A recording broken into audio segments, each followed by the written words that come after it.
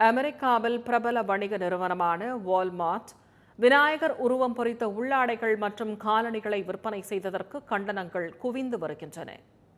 வால்மார்ட்டின் செயலை கண்டித்து அமெரிக்காவில் உள்ள இந்து வக்கீல் அமைப்பான HAF நேரடியாக வால்மார்ட் நிர்வாகத்திற்கு கடிதம் எழுதியது. இதனைத் தொடர்ந்து விநாயகர் படம் பொறித்த பிகினி உடைகள், உள்ளாடைகள், காலணிகள் உள்ளிட்டவற்றை விற்பனை பட்டியலிலிருந்து வால்மார்ட் நீக்கியது.